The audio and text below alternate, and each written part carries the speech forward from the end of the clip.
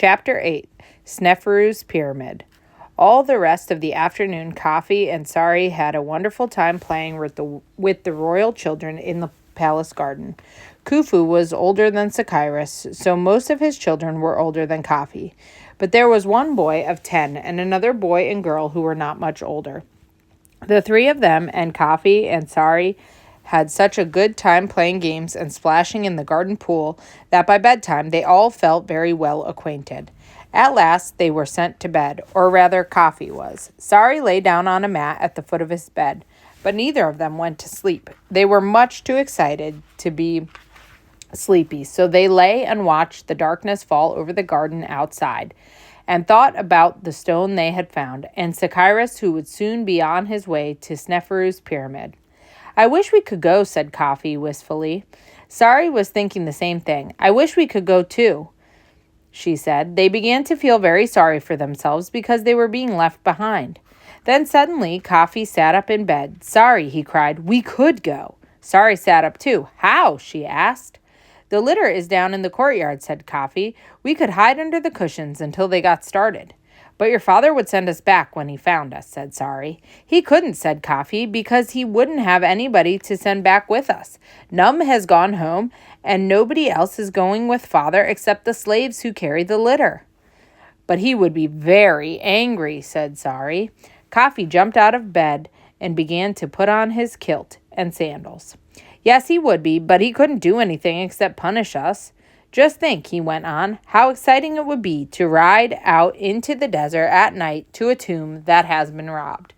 Why, we might even meet the robbers and have a fight. We couldn't miss anything like that. We must go. Come on, it's almost dark now. They'll be starting soon." It took Sari only a minute to get ready. They crept out into the hall. "Do you know the way to the courtyard?" Sari whispered. "This is such a big place. We might get lost in it." But they did not get lost, and no one saw them as they tiptoed to the courtyard door. The guards in the palace hall were probably eating their supper, for they were nowhere to be seen, but outside the door, the children could hear the two Nubians talking. Coffee had forgotten them. We can't get past them," whispered Sari. "Not unless we can get them away for a minute," Coffee whispered back. "How can we?" asked Sari.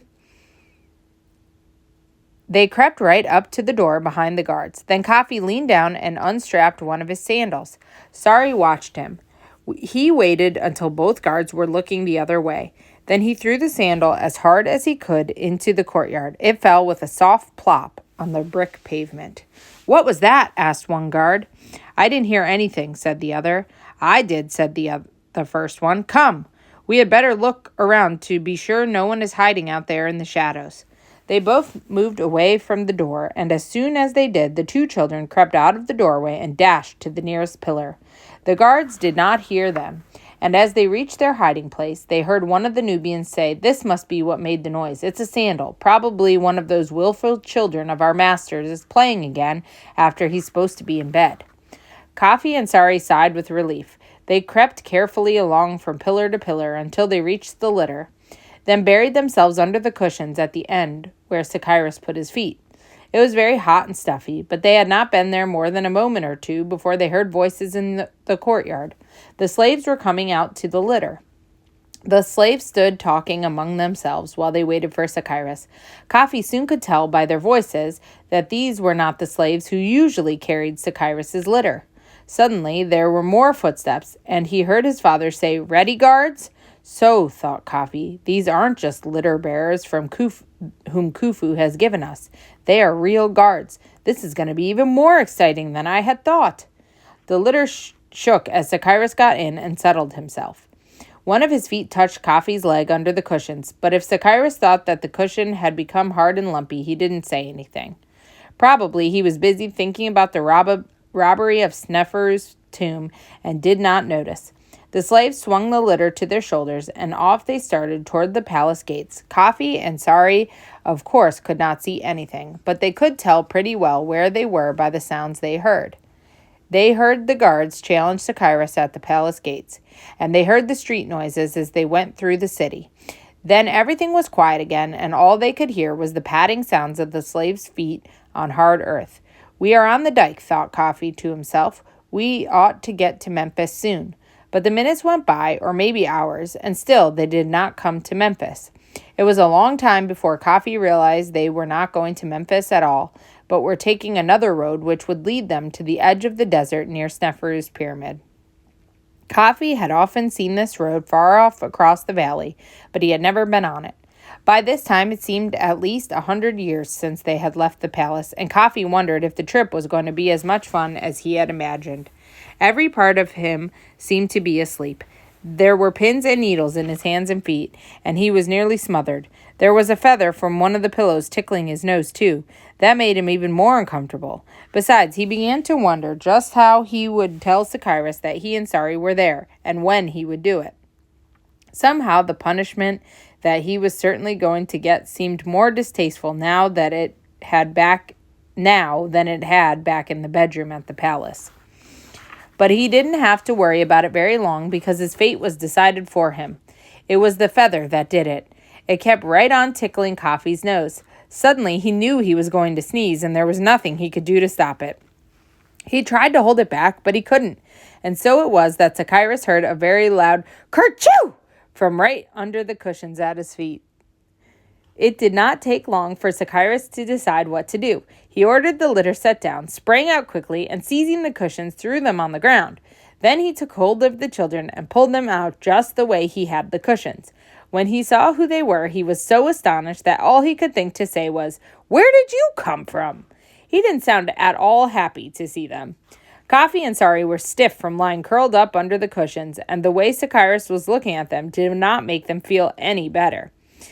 "From the palace," said Coffee in a very small voice, answering Sacyrus's question. "We wanted to see Sneferu's Pyramid," he added, "but somehow, out there on the dike, in the dead of night, with his father and the guards all staring at him, and Sari, it did not sound like a very good reason for coming. And I suppose," said Sacyrus, "you knew that when I discovered you were here, I could not send you back, because I needed all these men to carry the litter." "Yes, father," said Coffee miserably. Then he added, "Won't you please punish us now and get it over with? It would be so much pleasanter." "I have no doubt that it would," answered Sacyrus, "but I haven't time now. You can be certain, however, that I shall attend to it first thing in the morning. Now get into the litter and see that you do not cause any more trouble." The guards by this time had put the cushions back where they belonged. Sacyrus stepped in, and the two children scrambled in after him. Away they went again toward the desert. For a long time nobody said anything. The two children thought that perhaps the less they said, the better off they would be. Besides, it was so quiet that after a while they began to get sleepy. Pretty soon, in spite of all they could do, their heads nodded and they fell asleep on each other's shoulders. Some time later, Coffee woke up. The litter was doing very strange things. It was bobbing around like a ship in a storm. When he looked out from under the canopy, Coffee saw why. They had left the valley behind them, and now all around them was the desert, dull and gray in the starlight. The bears were plowing through the soft sand, which gave under their feet, and pitched the litter this way and that.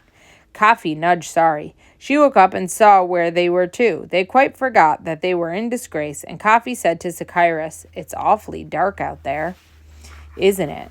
Somehow, the wide rolling desert didn't look like a very cozy place to spend the night. "Yes, it is dark tonight," answered Sacyrus. "This is the night of the new moon, so there is no light to brighten the sand. But we are almost there now.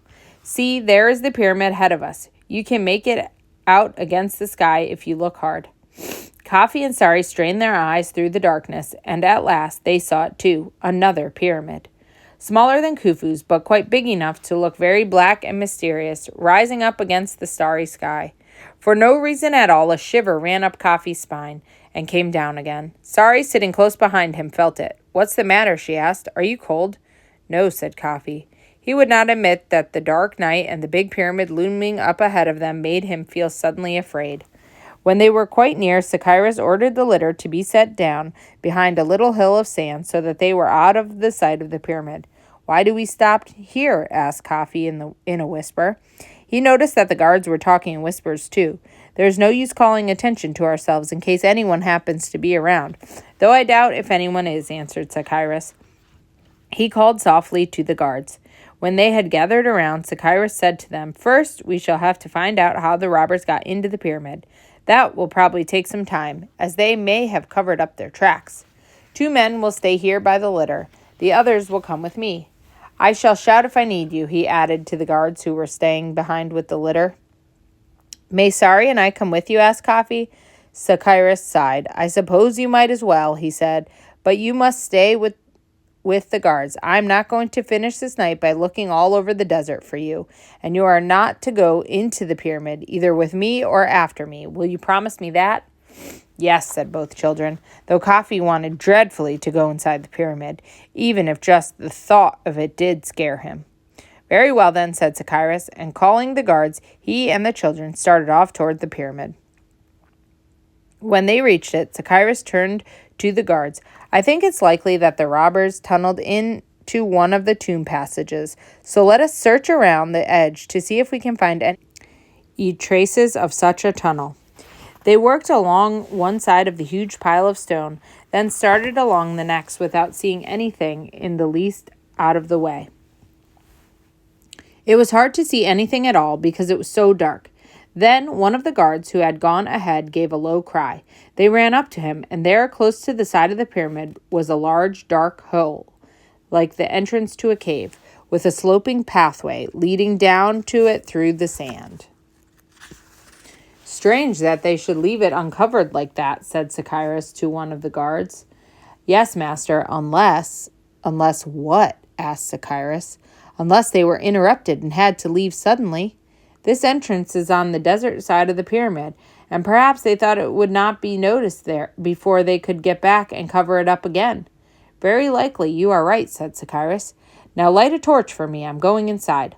"Alone, master?" asked the guards. "Yes," answered Sakiris. "I do not think I shall need any help." Coffee thought the guards seemed relieved that they did not have to go with Sakiris, and he could not blame them. He thought his father was very brave to go into the tomb alone. Sakiris took the torch and made his way down the sloping path to the tunnel entrance. The children followed him. He flashed his torch inside, and they could see a narrow, steep passage that had been dug under the pyramid. "Now," said Sakiris, "you two stay right here until I come back. You are not to come 1 foot inside the passage. Do you understand?" "Yes," said Coffee. "We can't anyway. It will be too dark after you have taken the torch." They stood there and watched Sakiris start down the passage. His torch shone farther and farther away. Then it vanished, and they guessed that he had turned a corner. There was a dim glow for a second or two. Then that too faded away, and they were left staring into the dark hole in front of them. It was rather frightening to wait there beside the black tunnel. The 2 children drew nearer together in the darkness. It was so still that they could hear the breathing of the guards who squatted at the head of the path to the tunnel. They could hear their own hearts beating too. And not another sound. They looked up at the stars and off across the gray desert and wished that Sakiris would hurry back with the torch. They had been waiting for some time when Sari thought she saw something move just over the top of the little hill of sand near the pyramid. Her heart seemed to fly up into her mouth for a minute. She whispered to Coffee, "Do you see anything moving over there?" She pointed to the sand hill. Coffee looked where she pointed. "No," he whispered back. "I don't see anything. Is it moving now?" "No," said Sari. "It isn't. But I'm sure I saw something. It looked like a man's head." They kept on watching, but everything was quiet, and the sandhill looked just the way a sandhill should. After a while, Sari began to think she must have imagined seeing something bob up for a second against the sky. Just the same, they did not feel very comfortable waiting there in the dark. It seemed hours since Sakiris had left them. Finally, when they thought they could not bear it another minute, they heard a faint sound from inside the pyramid. A tiny, dull glow appeared at the back of the tunnel. Coffee had just time to whisper to Sari, "Here comes Father," when they saw the light of a torch and heard the sound of running feet. "Something must be the matter," said Coffee. "He's running." Now they could see a figure holding a torch coming pell-mell toward them. Coffee almost called out as he came nearer, but suddenly he held his breath. There was something unfamiliar about the figure racing toward them. Coffee didn't know what it was, but all at once he was sure that the man was not Sakiris. And if it was not his father, it must be somebody who had no business there inside Sneferu's pyramid. Coffee did not have time after that to think what to do, for the man was almost at the tunnel entrance, so he went ahead and did the only thing he could to keep the stranger from getting away. He lowered his head, just as Red Boy did when he was charging in a fight, and hurled himself right at the stomach of the running man. There was the sound of someone falling heavily and then gasping for breath. Sorry screamed, and Coffee called the guards for a torch. When the guards reached the tunnel, the light from the torch shone on such a strange scene that they cried out in surprise, for there was Coffee sitting astride a man who was doubled up and groaning. "Bring the torch nearer," cried Coffee. "I want to see who he is." The guards obeyed him. Then it was Coffee's turn to cry out in amazement, for the man on the ground was none other than his old acquaintance Anatep. For a moment, Coffee was terrified at what he had done. It was a serious matter to ram one's head into the stomach of an Egyptian noble and knock the breath out of him. But then a great many things began to flash through Coffee's mind. He thought of the chest that Sari and he had sat on in Anatep's litter on the night he rescued them from the flood, and how Anatep left them at the gate and hurried away. He thought, too, of the bull that had cost a great deal of money and of the stolen stone with the tiny hawk carved upon it. "Sorry," he cried.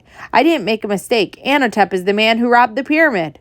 By this time, the guards were helping Anatep to his feet, and Anatep was protesting that what Coffee had said was very outrageous. His language was not very polite, and the guards were worried for fear Coffee was wrong. But just in case he was right, they were keeping a tight hold on Anatep's arms. Then another figure staggered from the tunnel. It was Sacyrus. His head was bleeding, and he no longer had a torch with him. He looked very grim indeed. "Oh, father," cried Coffee, "you're hurt." But Sacyrus didn't seem to hear him. "Someone hit me over the head just as I stepped into the tomb chamber. He ran down the tunnel. Did you get him?" he asked the guards. Then he saw the man they were holding between them, and when he saw who it was, he sounded almost as surprised as Coffee had been. "Anatep!" he cried. Anatep did not say a word, but he began to struggle to get away. And just then Sacyrus swayed and crumbled up in a heap on the ground. One of the guards let go of Anatep to help Sacyrus. Anatep, seeing his chance, twisted free of the other guard and began to run toward the little sandhill where Sari had thought she saw something moving while they were waiting by the tunnel. "Stop him! Stop him!" cried Coffee. Sari screamed, and hearing all the noise, the guards from the litter started running toward the pyramid. The others were already chasing Anatep, but he could run very fast, and he was frightened, besides which made him run faster. So before anyone could catch him, he had reached the sandhill and scrambled over it. Coffee and Sari left Anatep to the guards. Suddenly he didn't matter, for Sacyrus was hurt. Coffee was afraid his father was badly hurt, and as he knelt beside him, he forgot that he was a big boy of 10. He began to cry. Sari was crying too, but Sacyrus had only fainted from the pain of the blow that Anatep had given him. So he soon opened his eyes and tried to sit up. "What happened?" he asked. Coffee and Sari told him the whole story. Just as they had finished, the guards came running back, but they did not bring Anatep with them. "He got away, master," said one. "He had a litter waiting for him behind the sandhill over there." "Then I did see a man's head over the top of that hill," exclaimed Sari, and they told Sacyrus all about that too. "Which way did they go?" Sacyrus asked the guards. "Out into the desert, master," answered the guards. "We tried to catch them, but they ran like the wind." Sacyrus sighed as if he was tired. "Perhaps it is just as well," he said. "But why, father?" asked Coffee. "Won't he come back and rob the tomb some other time?" Sacyrus shook his head. "No, Coffee, he will not dare. We know who he is now, thanks to you and the guards, and if he ever comes back to Egypt, Khufu's soldiers will surely find him." "What will they do to him?" asked both children, their eyes round. "What they do to all traitors," answered Sacyrus. "They will put him to death." "But where will he go?" asked Sari. "I don't know," said Sacyrus. "To some other country, perhaps. Anyway, we have seen the last of him. But come," he added, "we can't stay here talking all night. We must cover up that tunnel as best we can. Then we must go back to the palace and tell Khufu what has happened." It took the guards some time to cover up the mouth of the tunnel, but at last they brought the litter and helped Sacyrus in. His head had stopped bleeding, and he began to feel much better. He lay back among the cushions, and Coffee and Sari crawled in beside him. Now that all the excitement was over, they felt very tired, and before they reached the edge of the valley, they were sound asleep, all three of them.